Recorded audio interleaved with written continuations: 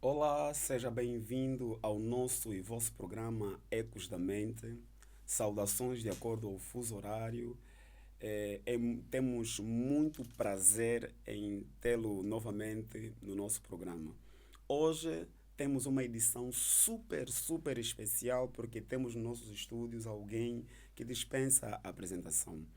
A nossa edição hoje é com o pastor, amigo e irmão Josafate Mussaba. Como é que está, meu querido Josafate Mussaba? Cumprimenta aí o nosso pessoal. Graças a Deus eu estou bem e é um prazer estar aqui com vocês nesse grande programa. Espero que a gente vai desmiuçar algumas coisas aqui e teremos um programa bem caminhado. Uau, uau. Olha, fique do outro lado, compartilha, comente. E caso alguma mensagem tocar o teu coração, acredite, há algum propósito neste programa.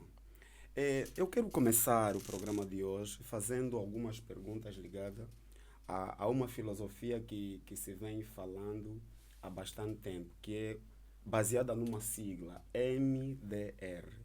Gostaria compreender um pouquinho mais por que MDR, por que esta sigla. Uau! Na verdade a MDR ela começou por via de uma revelação. Ela significa mentalidade do reino. E a MDR já existe há mais de 10 anos. Uau. 10 anos. Eu sempre fui apaixonado por missões e até hoje eu sou apaixonado por missões. Então, quando Deus confiou em mim o projeto Mentalidade do Reino, eu viajava em aldeias, em campos, viajo até hoje, né? Em campos, mas o que ardia no meu coração era trazer o cristianismo Uhum. numa perspectiva do reino, com uma consciência diferente do que a gente está acostumada a enxergar. É dali que surge a mentalidade do reino. Yeah. Porque o que a gente tem visto mais é um cristianismo opressor, um pouco tanto quanto limitado, não em todos os lugares. E a mentalidade do reino ela vem com o propósito de propagar o evangelho do reino, que ajuda o indivíduo a governar em certas esferas da sociedade, na política, na vida matrimonial, finanças, empresas, em todas as áreas do ser humano. Então a mentalidade do reino surge com essa perspectiva. Uau. Então, a mentalidade do reino não é uma igreja, não é uma religião, é simplesmente uma forma de pensar. Será que é isto? Mentalidade do reino, se a gente limitar simplesmente falar que mentalidade do reino é uma igreja, essa expressão um pouco minúscula Ok. para decifrar a mentalidade do reino. Mentalidade do reino é um ministério Uhum. que carrega diversas igrejas. Não queria falar isso aqui, mas a mentalidade do reino tem igrejas em outros países. Ok. Yeah. Nós que fundamos a mentalidade do reino, raramente isso não nos dá glória a falar, porque em nenhuma parte da minha vida, meu objetivo é propagar placas, mas a mentalidade do reino tem igrejas no Brasil, Portugal. Provavelmente nesse ano, se Deus quiser, vamos entrar no Chile. Uau. Se Deus quiser, vamos entrar no Chile. Então a mentalidade do reino é um ministério que carrega diversas igrejas por dentro. Dentro. E o que representa a mentalidade do reino hoje no mundo é Angola. Uau. Yeah, é Uau. Angola. E como é que te sentes ao saber que a partir de Angola o mundo começa a conhecer uma visão diferente sobre o mundo espiritual, se assim posso dizer? Isso causa uma alegria, desejo de dever cumprido. O que é que vem na alma deste homem que hoje consegue impactar o Brasil, Portugal, a partir de Angola? É, existe uma ideologia, uma filosofia espiritual que eu carrego que diz o seguinte: o maior impacto não está nos números que você carrega, está nos resultados que você ouve. Ok. Os resultados, para mim, é que mais me alegram. Podemos ter um vasto número de seguidores, mas eu quero resultados. Resultados. A ideologia que eu sempre recebi era: em Angola, você só pode ser grande se você caminhar com os Com grandes os grandes, ou se sim. você se afiliar ao X, ao Cicrano, ao Fulano. E todos os anos de peregrinação, na minha história nos montes, que lá se tornou uma casa minha, eu sempre revoguei essa ideologia. Eu falei: Deus, eu quero que de mim saia algo que seja Uhum. diferente do que tem se ouvido na maioria. Uau. Então, e hoje, mentalidade do reino, todo mundo tem mentalidade do reino como cultura. É uma diferença entre propagar o evangelho como religião e entre propagar o evangelho como cultura. Você pode ser católico e fazer parte da mentalidade do reino. Ok. A ideia é o quê? A ideia é trazer o reino, esquecer as brigas doutrinárias, denominacionais, religiosas e estar focado no reino. Na mentalidade do reino, você convive com testemunho de Jeová tranquilo. Debatem depois vossos assuntos doutrinários, mas metem Cristo no meio, tranquilo. Vamos falar da crucificação, algo que transcende as nossas visões teológicas, algo que transcende a nossa religiosidade. Então a mentalidade do reino, ela traz essa cultura cristã, essa cultura do reino para unir povos. Uau, bonito, bonito, bonito, bonito saber. E poderia aqui ficar a fazer perguntas. E achei interessante esta questão de vários povos poderem viver unidos numa questão.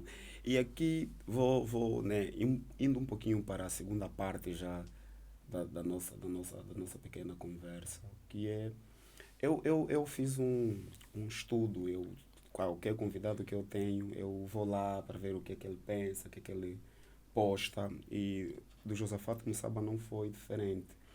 Eu encontrei um trecho, um vídeo, que me chamou muita atenção. E no vídeo falava-se sobre os perigos da inveja. E eu queria compreender isto, seja lá espiritualmente, socialmente. De onde vem a inveja e quais são as consequências da inveja na vida das pessoas, na vida da sociedade, na vida da igreja, se assim podemos analisar? Você sabia que antes, na iniciação do satanismo, que são 33 níveis de satanismo, na maçonaria, o último grau é 34. Para uma pessoa se tornar satanista, o primeiro requisito é ser invejoso. Uau! Todo bruxo tem que ser primeiramente invejoso. A inveja é a condição sine qua non da bruxaria. Da bruxaria. O maior problema é o quê? O maior problema é que romantizamos a inveja, embelezamos a inveja de uma tal forma que acabamos esquecer do impacto que ela tem para a alma, para o espírito e para o corpo do ser humano. O provérbio diz que a inveja apodrece os ossos. Por que o provérbio não diz que ela apodrece a carne? Porque a carne é uma matéria que não tem tanto valor igual ao osso. Osso representa a vida, osso representa a sustentabilidade, osso representa o caboclo do corpo. Uau. Quando você partilha muitas informações para mais de 10 pessoas, a inveja é que nem uma energia que flui naquele lugar. Satanás, ele canaliza a vida de uma pessoa através da inveja. Okay. Quando você fala, vou comprar aqui uma arca, vou casar já no mês X, de repente as cenas começam a ir para pior. Já foste canalizado no mundo espiritual. Você já foi, as tuas informações já foram roubadas. E ali, o invejoso não precisa matar uma galinha ou matar um boi para te fazer mal. Okay. É só ele pensar. É chamado de magia mental. Existe magia elementar, existe magia cinzenta, magia branca, magia negra, magia europeia, magia mental, que é uma das mais perigosas. Nós podemos pegar aqui um dos exemplos bíblicos da magia mental, que é 2 Coríntios capítulo 4, no versículo 4, que diz que o Deus desse século, que se refere a Satanás, cegou a mente de muitos. Esse cegamento de muitos, calma ali, como é que uma consciência, um pedaço de carne que não é um olho, vai ser cegado? Ali nós encontramos que a mente humana é um olho, ela enxerga, ela é cegada através de um ato obscuro. E quando nós praticamos a inveja, nós atingimos essa área do cérebro e o ser humano fica com todas as suas áreas vitais bloqueadas. Por isso é que devemos ter muito cuidado em compartilhar coisas muito precisas para pessoas desnecessárias. Porque a inveja é só idealizar, imaginar, você já matou a pessoa. Se ela não tiver uma blindagem espiritual, tudo começa a cair ruim. Mas aqui preciso compreender isso. A inveja prejudica o invejoso só ou também quem pratica a inveja também sai prejudicado nisso? Quem pratica a inveja sai mais prejudicado. Ok. Yeah. Falou muito bem aqui e de forma muito estrondosa sobre a inveja. Eu creio que o pessoal que está lá também deve ficar assim. Mas a questão é, como resgatar alguém que vive, que está nesse mundo da inveja? Uau. O processo da libertação, ou seja, a libertação, ela não é um evento, ela é um processo. Ok. Ele é um processo. Há um grande problema hoje em dia nos ensinamentos concernentes à libertação. As pessoas elas acham que se liberta uma pessoa da noite por dia.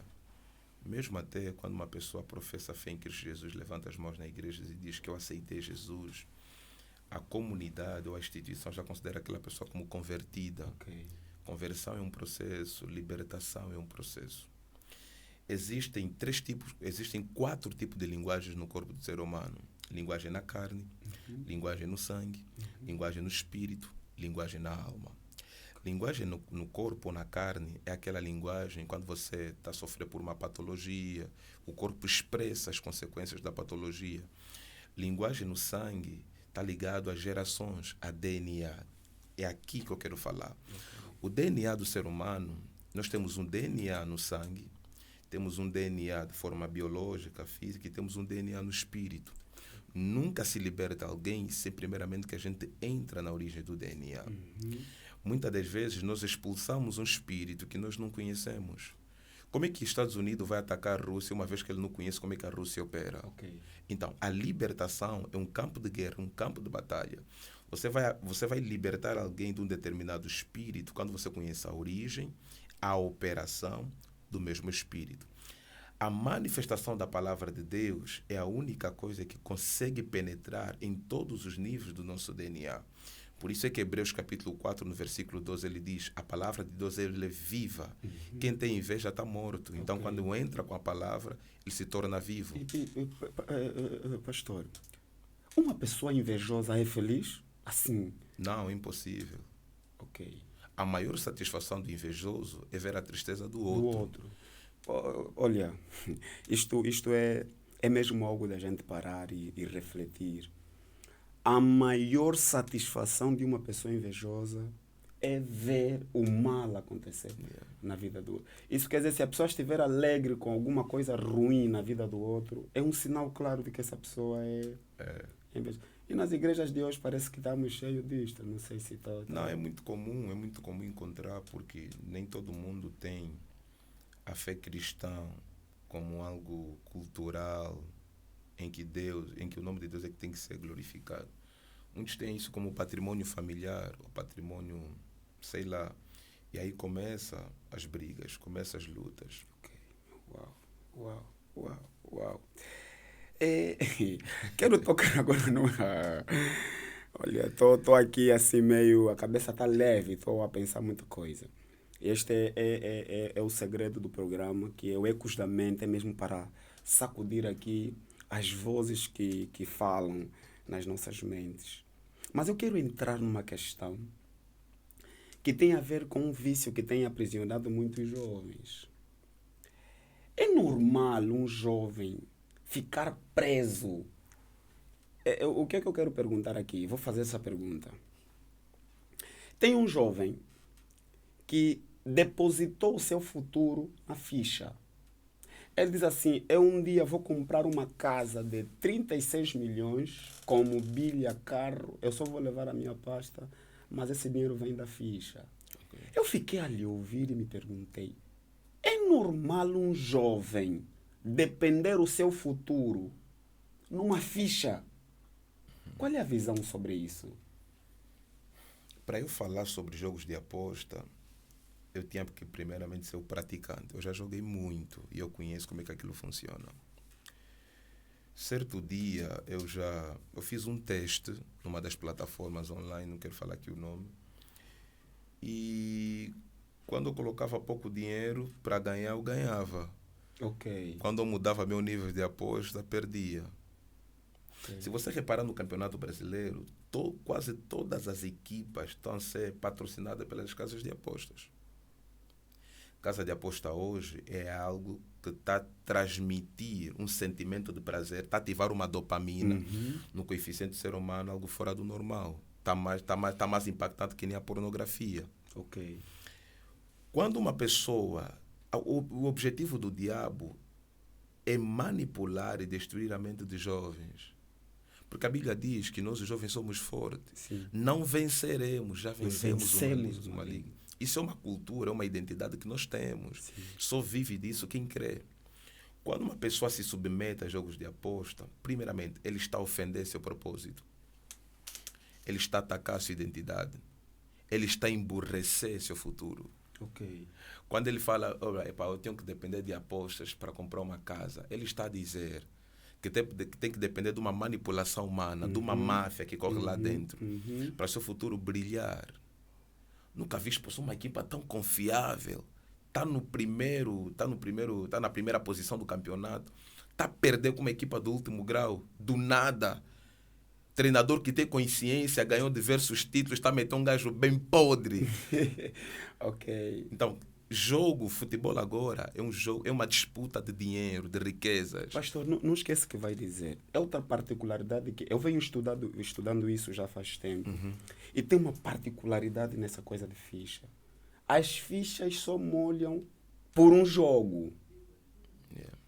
Às vezes eles dizem, eu fico a conversar com o jovem e dizem assim, o prof, me chama de prof, todos os jogos entraram, mas a minha ficha só molhou por um jogo. Eu tenho um cara no bairro que quase entrou em depressão porque ele multiplicou 7 fichas de 36 milhões. Ele estava tão convicto que essa ficha poderia entrar e acredita que as 7 fichas multiplicadas estragou por um jogo. E ele dizia sempre, aos 90 minutos, só faltava um golo. E isso me intriga.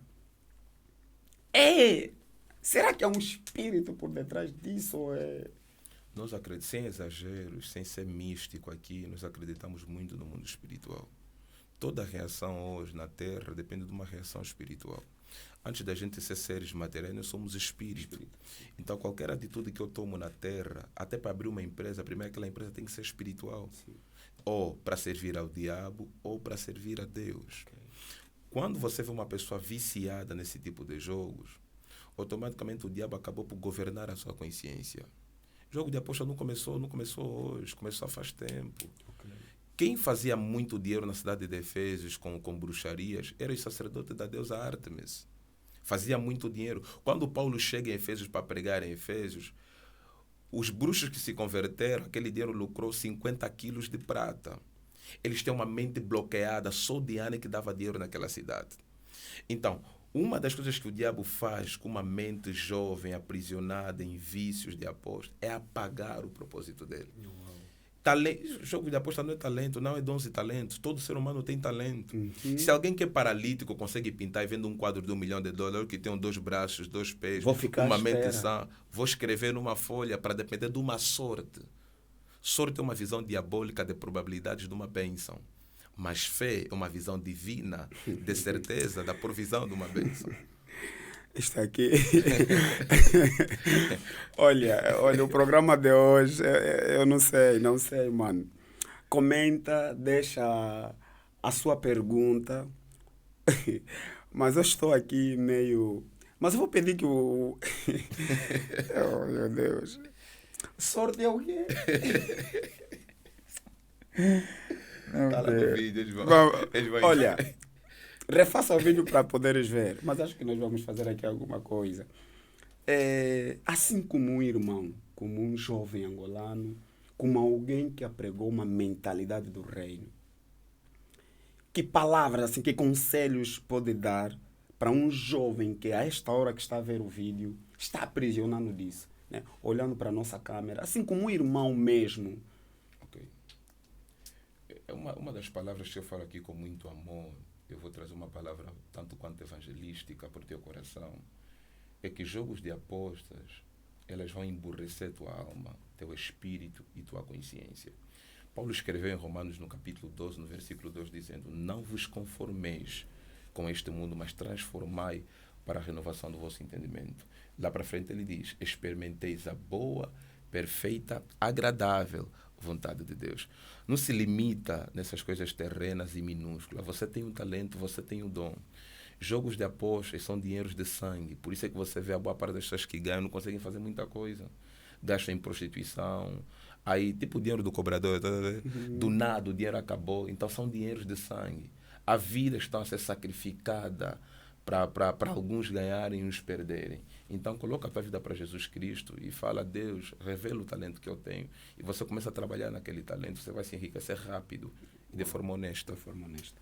Obrigado. Olha, isto é top, não se comenta sobre isso. Agora, há uma outra questão que eu também, ao estudar os teus textos, eu encontrei e achei eles muito, muito, muito interessante. É sobre...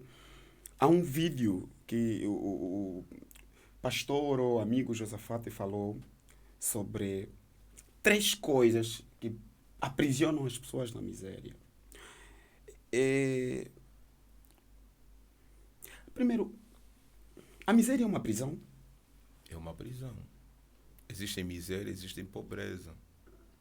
Uau. São coisas completamente diferentes. Por favor. Pobreza, a expressão pobreza, ela vem do latim e pobre, que se limita simplesmente na necessidade de coisas. Okay. Pobreza. Mas o significado da expressão pobreza, ela também depende muito do contexto político, geopolítico, cultural ou espiritual. Mas vamos para a Bíblia. Amós capítulo 2, no versículo 7, diz que o pobre vale um par de sapato. O pobre vale O um pobre. par de sapatos. Como é que cristão vai acreditar em pobreza? Vai falar, vai romantizar a pobreza. Okay. Miserável é aquele que tem posses, mas não vive aquilo que tem. É o contrário. É o contrário. Uma pessoa pode ter milhões na conta e ser um miserável. E ser um miserável. Diz um grande sábio: existem pobres que são ricos, existem ricos que são pobres. Sim, pobres.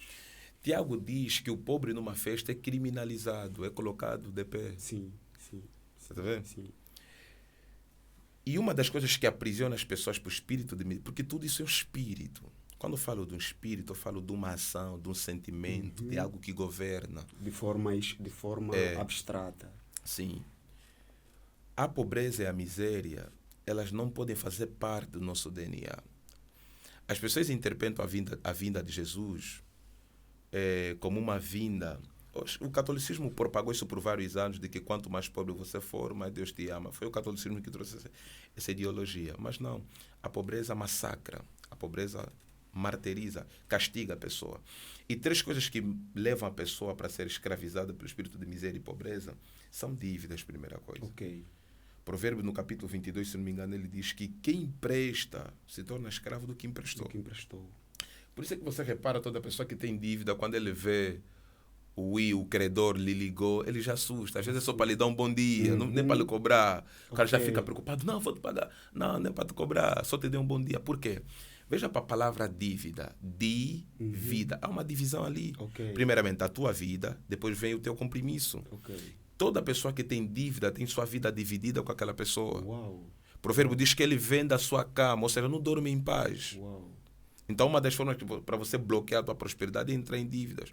Filhos de Deus que se declaram filhos, donos do ouro e da prata, vão entrar em dívidas. Romanos, no capítulo 13, diz que não fazeis nenhum tipo de dívidas, porque dívidas matam. Outra coisa é emprestar dinheiro, mano. Ok. É emprestar dinheiro. E a segunda é dar dinheiro para mendigo. Nunca se dá dinheiro para mendigo. Dinheiro é sangue no reino do Espírito. Você suor para ter aquele dinheiro, como é que você vai dar para um miserável? A gente diz, no suor do teu rosto você vai... Comerás o teu pão. Então, quando você é uma pessoa que fica dando esmola para mendigos, principalmente dinheiro, a probabilidade de você contaminar a miséria que aquele indivíduo carrega é maior. Você não sabe o que é que lhe tornou mendigo. Se calhar esse cara lá atrás ofendeu a Deus, blasfemeu contra Deus, e Deus te abençoou, você vai sujar a bênção que Deus te proporcionou, dando para aquela pessoa miserável. De preferência, dá comida.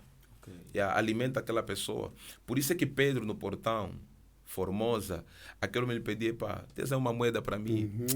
Pedro, muito bem, sendo um homem empresário que tinha barcos de peixe, os discípulos substituíram Judas por um outro tesoureiro, tinham aí moeda para dar. Mas Pedro sabia que dando uma moeda para aquele homem naquele dia vai fazer com que aquele homem voltasse amanhã. Quando você dá muito favor para alguém, você está a limitar o propósito daquela pessoa. Está a permitir que ele continue lá naquela Você está a abortar o potencial daquela pessoa. Uau. Por isso é que Pedro falou: eu não quero abortar os teus planos, não quero abortar o teu propósito, mas uma coisa celestial eu tenho para te dar. Não é terrena, não é visível, não é limitada, é ilimitada. Em nome de Jesus, levanta e anda. E é curioso que, agora lembrei que nunca vimos Jesus a dar moedas às pessoas. É difícil. É curioso. Agora, nessa questão de dívida, eu estou também a fazer um estudo, que é a questão de como é que aquelas pessoas que recebem 10 para dar Juros. juros. Juro é uma ação diabólica, mano. Mas até que ponto isso pode ser prejudicial? Se dar dinheiro a um mendigo é assim, imagina quem faz o juro. E existem famílias hoje que praticamente foram para a ruína. Por causa de juros. Quem faz esse trabalho de juros, ela nunca quer te ver liberta. Ok. Que fique claro. É mentira, não, ele é diaconisa, ele é pastor, tá me dando, depois para cobrar depois. É mentira. Nunca quero te ver liberto, mano. Porque quanto mais você não conseguir pagar, mais o seu dinheiro... E é aí que está o pulo do gato. A falta de entendimento sobre a verdadeira prosperidade leva os filhos de Deus para esse nível de escravidão. As pessoas têm preconceito a falar sobre dinheiro. Vocês não sabem o que é dinheiro. Cristão, é pasmo, é triste ver um cristão que não sabe como é que funciona o dinheiro no reino do Espírito. Como é que é o Deus do ouro e da prata conhece aquilo por teoria, nunca vivenciou isso. Okay. O maior livro do planeta Terra, com as maiores instruções sobre riquezas, nós possuímos e lemos, mas nunca vivemos. É triste isso. Então, na mentalidade do reino, você aprende a gerar riquezas com as coisas básicas. A Bíblia é o livro que eu ensino empreendedorismo de forma básica. Veja José como é que ele liderou o Egito. Através de um sonho, ganhou uma posição que no Egito nunca havia. Provérbio diz, quem muito junta se enriquece. O que é muito juntar? Empreender. Trazer solução. Dinheiro está no problema do povo. E não está nesses juros que as pessoas vão... Não, juros é uma coisa diabólica. O diabo ama juros por quê? Porque, veja lá, hoje o que dá mais patrimônio para os bancos são dívidas. São dívidas. Correto. Por isso é que ricos de verdade não botam dinheiro no banco, investem em patrimônio. Quando você vê que Elon Musk tem 400 e tal bilhões de dólares. Não é em dinheiro, é em patrimônio. Patrimônios. É a maior riqueza. É a maior riqueza. Uau. Uau. E tem pais que os bilhetes já não estão nas suas carteiras porque estão na pessoa que ele recebeu. Lógico.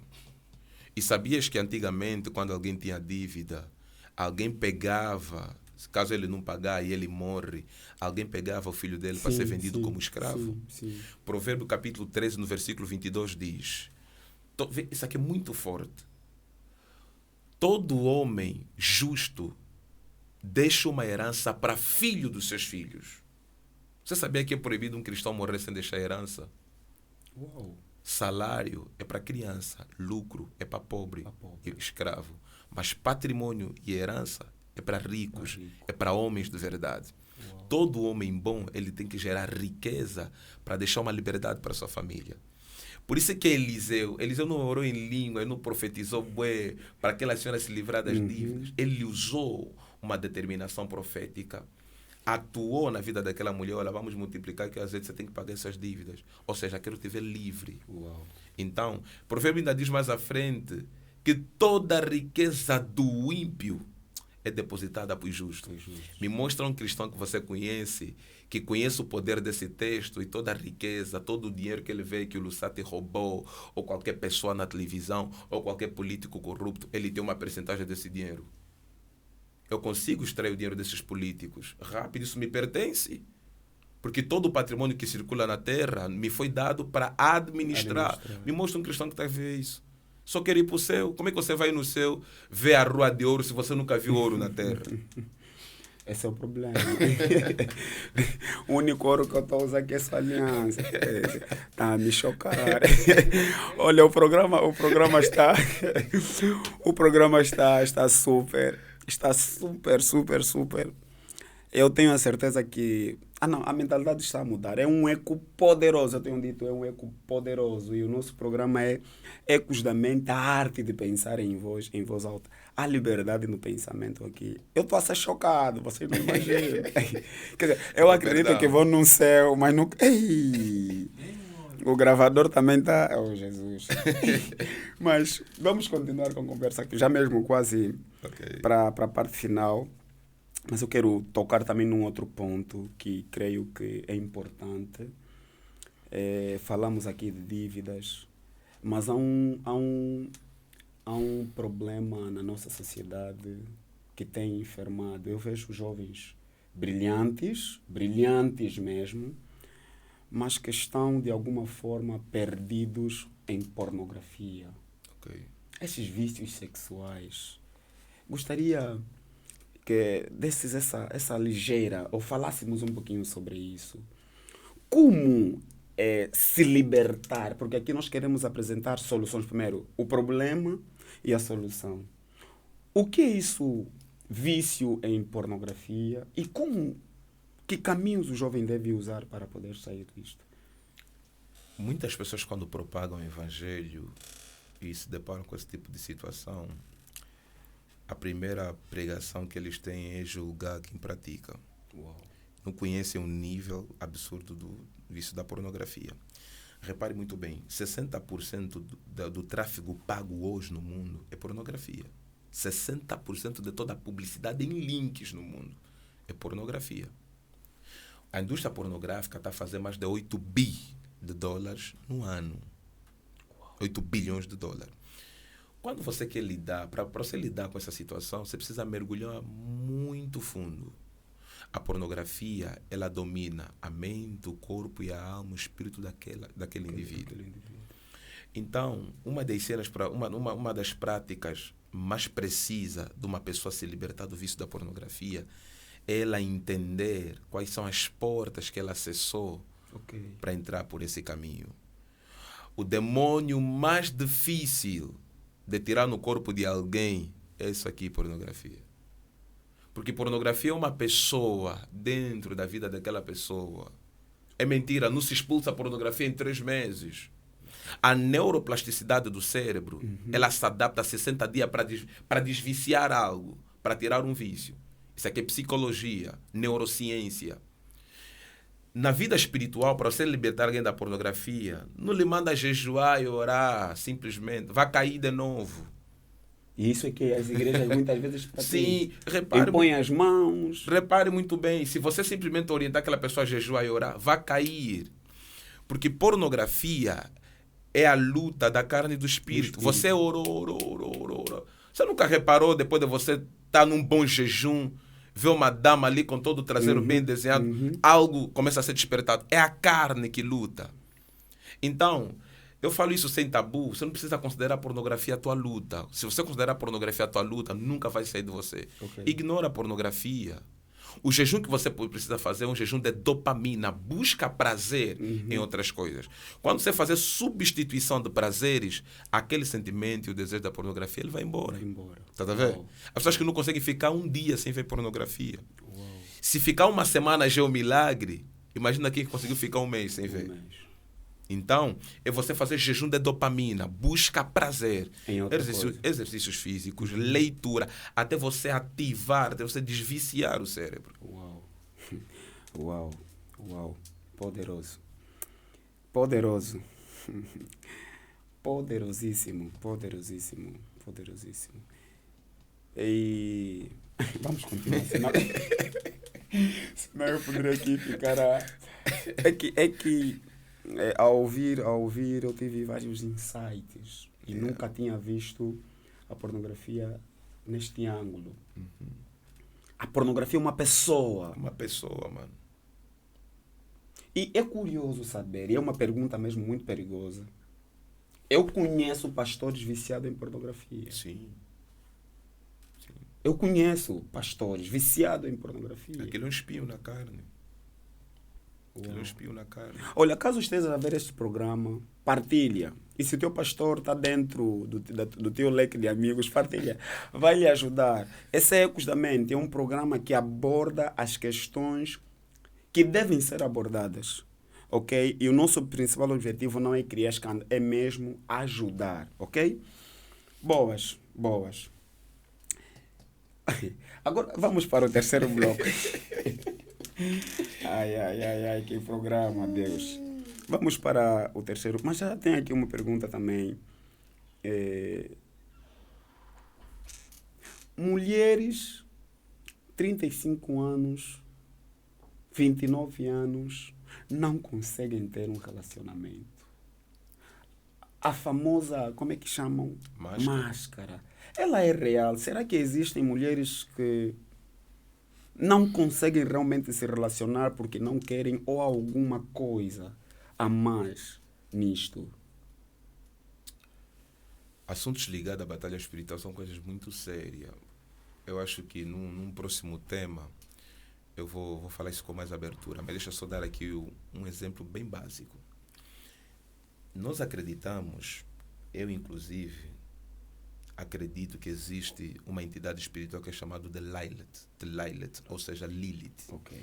Muita gente interpreta Lilith como mulher de Adão, mas isso não existe. Okay. Isaías 34, ele fala muito bem sobre Lilith. Lilith opera na sexualidade, Lilith opera no matrimônio, Lilith opera nas finanças, Lilith opera no aborto, Lilith opera em diversas áreas. Quando uma pessoa ela se prepara, cheira bem, é gostosa, como a gente fala, tem todos os atributos, mas aí vem um homem, prova da fruta, vai embora. Tem um relacionamento temporário e rápido, vai embora. E ninguém consegue explicar isso. Quando uma coisa, quando uma situação está longe da nossa compreensão humana e científica, é porque é espiritual. Se é espiritual, a luta deve ser espiritual. Para o demônio ocupar um território na vida de alguém, ele tem que ter permissão.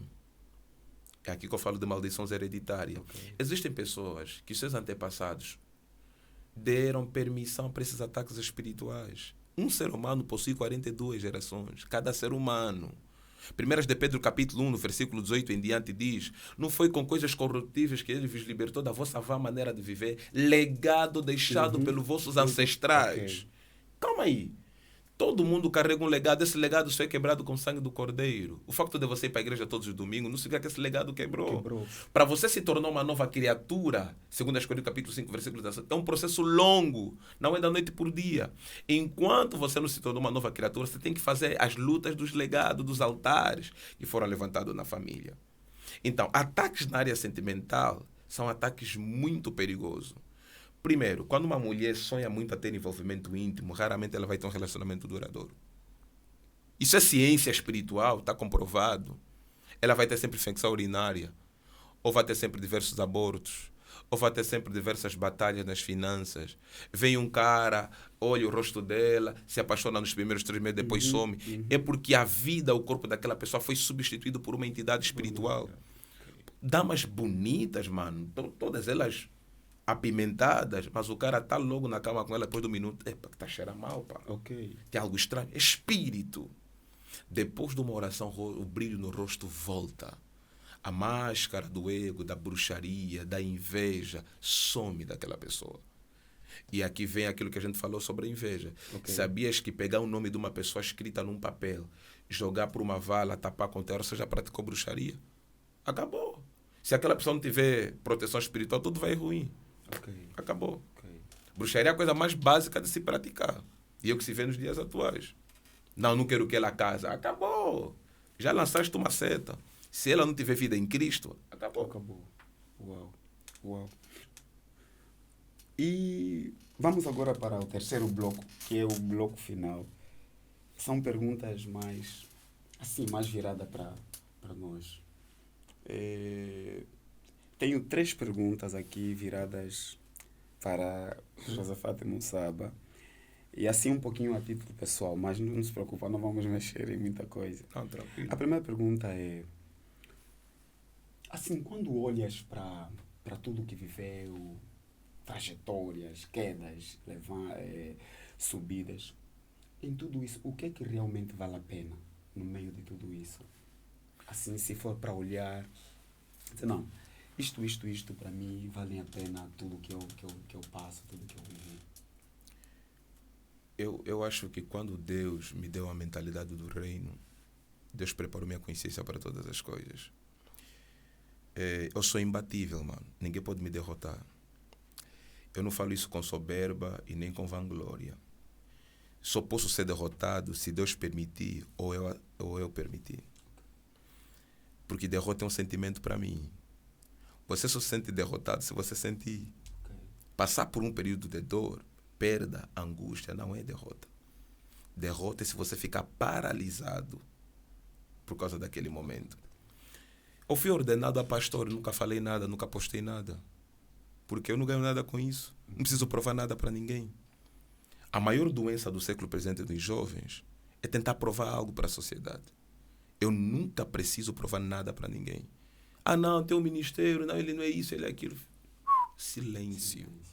Eu é que preciso provar algo para mim mesmo, o resto não interessa. Tudo isso que eu vivi, chega um ponto da minha vida que eu pensei assim, uau, a glória é o que mais importa. Eu já tive 1000 razões para desistir, mas apenas uma me colocou no caminho. O amor de Deus na minha vida me faz olhar para o futuro. Para quem quer ir para o Monte do Benfica, antes do monte ele vai ver o condomínio Bela Vista. Eu quero ir para a eternidade, primeiramente eu vejo Jesus. Então isso para mim importa. Não preciso provar nada para ninguém. Aquilo que eu sou, eu provo com meus resultados, mano. Pode atacar minha pessoa, agora ataca meus resultados. Não tem como. Não, esse cara não é profeta, esse cara não é pastor, esse cara não é homem de Deus. Vem com o teu problema. Vem com o teu problema. Vamos para o monte lá, igual o profeta Elias e os profetas de Baal. Vamos para os desafios, vamos para os resultados. Você está me dando uma teoria, me mostra os teus resultados. Okay. Meus resultados ninguém pode atacar, mano. Podem atacar a pessoa, mas não podem. O resultado não pode. Ele, quando chegar no resultado, vai ter que ter paralisado. Por isso que eu não confronto uma ideologia errada com palavras. O diabo já fala muito, mano. Ataca com o resultado. Você ora mais do que eu, tudo bem. O que a tua oração já trouxe para você? Ah, não, já curei dor de cabeça, mano. Isso o bruxo faz. E a segunda pergunta é: grandeza. O que é grandeza para si? Quando fala-se de grandeza, quando é que Josafat Mussaba considera alguém grande? Ou o que é grandeza para si? Eu tenho 2.400.000 seguidores. Eu sou mentor de mais de 500 pastores na semana. Eu sou mentor financeiro, mesmo sendo semi-analfabeto, para mais de 15.000 empresários durante o mês. Isso para mim não é grandeza. Uau. Grandeza para mim consiste em servir os outros. Uau. Grandeza é servir. É servir. Árvore nenhuma come dos seus frutos. Rio nenhum bebe da sua própria água. Grandeza para mim não são os números. Não são os links que eu tenho, mano. Eu com uma ligação agora consigo te dar $4.000. Limpo. Isso, faz favor. Estamos a precisar. Então, grandeza para mim consiste em servir. Por isso é que você vê todas as vezes eu ando que nem um louco, estou numa aldeia, encontro uma igreja que não importa qual é o nome, vou lá reabilitar aquela igreja. Então, para mim, isso aqui é servir. Isso aqui é grandeza. E o resto não interessa. Uau. E para fechar mesmo, a última é esta questão de... Essas são mesmo, eu chamo isso perguntas de ouro. E essas 3 são mesmo de ouro. Nós não partilhamos naqueles cortes que fazemos, mas isso ficará para a posteridade. Quando se fala de legado, e imagine que o pastor Josafat Mussaba vai viajar para um lugar que nós nunca mais teremos. O que gostaria que a gente não esquecesse de ti? Como é que gostaria de ser lembrado? Qual é o maior legado que deixas para o meu futuro filho, meu filho? O que nós temos que guardar de Deus? O maior legado na vida do ser humano não é escrever um livro, propagar simplesmente uma ideologia. Não. É ensinar, é deixar uma cultura. Isso para mim é a maior riqueza, mano. Cultura é estilo de vida. Ninguém acredita que eu sou um homem de Deus muitas das vezes. Porque, por meu jeito de falar, às vezes, se adaptar em qualquer território. Tá a ver? Então, deixar uma cultura para mim, isso aí será o meu maior legado. Hoje em dia, com muita humildade no meu coração, já me alegra. Eu vi pessoas de diversas partes do mundo falar que eu sou a mentalidade do reino. Mano, isso para mim é o auge da minha vida. E como angolano... Agora eu posso morrer feliz, mano. Uau. Nem que for 10 pessoas. Já cumpri, mano. Eu orei o seguinte para Deus um dia. Eu falei, Deus, eu quero me tornar um fenômeno. Fenômeno é algo que ninguém explica. Como é que um cara que estudou 9ª classe já tem 4 livros? Como é que um cara que estudou nona classe tem todo o conhecimento sobre educação financeira do nível fora do normal? Como é que um cara que só estudou nona classe está dando mentorias para médicos? Cara, isso é um fenômeno, mano. Isso para mim é riqueza. Então, eu não atingi ainda o nível que eu quero atingir. Eu quero mais. Eu sou ambicioso nesse aspecto, mano. Eu quero ser conselheiro de presidente no ano de 2025. Eu quero ser o jovem que antes dos 40 vai ser conselheiro de presidentes. Já sou, mas não quero falar aqui o nome dele. Mas eu quero mais. Quero pelo menos uns 30. Uau, que sonho. Este é o maior legado que nós não podemos nos esquecer. Cultura. Uau. Bem, pessoal, assim foi o nosso programa Ecostamente com Josafat Musaba. Ele que é pastor, como é que eu vou dizer aqui? Permitam-me tratá-lo assim, né? Um homem de muita sapiência. E eu tenho a plena certeza que se chegaste até aqui, você acompanhou o programa e alguma coisa que foi falada aqui ficou. Reflita no que se falou neste programa, mude o que for necessário e qualquer coisa, procure, não hesite, procure. Pastor Josafat Musaba, últimas palavras, algumas considerações antes de fecharmos? Eu não falo muita coisa. Mas queremos aqui agradecer, extremamente gratos. Obrigado. E esperem a segunda edição, a terceira edição, que esta casa vai ser a casa do pastor Josafat Musaba. O importante é que eu paguei minha dívida. Nossa, tá difícil. Fiquem bem e Deus abençoe vocês. Um abraço.